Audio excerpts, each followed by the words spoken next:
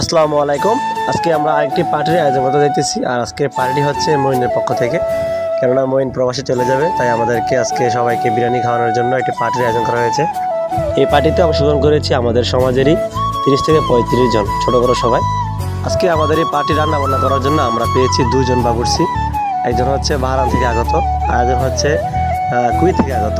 Party করতে কান্না ভালো লাগে, কিন্তু সবচেয়ে মজার বিষয় হলো এই কাটাকাটির বিষয়টা সবচেয়ে বিরক্তকর। এটা কেউই করতে চায় না, কিন্তু আজকে সবারই মন ভালো, তাই সবাই একসাথে মিলে মিশে আমরা এই কাজগুলো করতেছি। জসিম মাংস কাটার জন্য খুব এক্সপার্ট, কেননা তিনি বাহরাইন প্রবাসী, তিনি ওইখানে এই কাজগুলি করে থাকেন রেস্টুরেন্টে। তাই আমরা এই কাটাকাটির সম্পূর্ণ দায়িত্ব তাকে দিয়ে ফেলেছি, সেই আজকে সবগুলো কাটাকাটি করবে। তবুও তার সাথে হেল্প করার জন্য আছে ফরহাদ, মুসা এবং আইফোন সাকিব। আইফোন সাকিব খুব ভালো একটা লোক, কিন্তু তার খাবারের প্রতি কোনো রুচি নেই। কিন্তু বিরিয়ানি, তেহরি, কাচ্চি, গ্রিল এগুলো হলো অন্য ব্যাপার। হঠাৎ করে কাজের ফাঁকে তার মন চাইলো পেঁপে খেতে, তাই আমাদের কাছ থেকে একটা কাঁচা পেঁপে বেরিয়ে নিয়ে আসলো।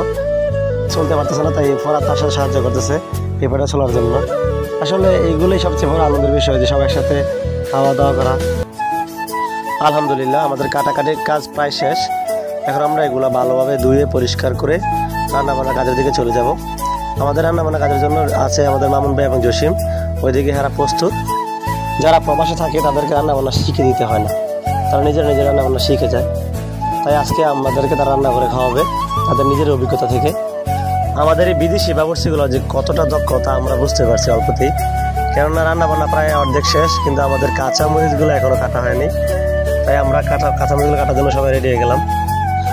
আসলে মঈনকে ধন্যবাদ দিয়ে ছোটো করবো না, কেননা এই ছোটোখাটো পার্টির মাধ্যমে আমাদের সমাজের ছোটো বড়ো সবাই আমরা একসাথে হতে পারি। কিন্তু আজকে সবারই মন খারাপ, কেননা মঈন চলে যাবে। আসলে একটা মানুষ আমাদের ছেড়ে চলে যাবে প্রবাসে, প্রবাস জীবন মানেই তো একটা জেলখানা, কত কষ্ট।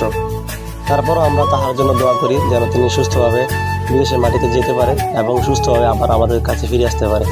আমিন।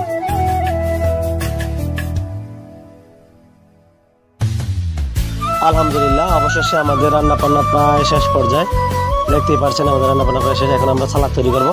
সালাদ তৈরি করার জন্য আগে আমরা এগুলো ধুয়ে পরিষ্কার করে নেব। বিরিয়ানিগুলো যেন ঠান্ডা না হয়, তাই আমরা ড্যাগের বাঁশ দিয়ে কয়লা দিয়ে দিচ্ছি। আর আমাদের প্রায় সব লোকে অলরেডি এখানে এসে গেছে, আমরা সালাদ তৈরি করছি, একটু পরে আমাদের খাওয়া দাওয়া শুরু হবে।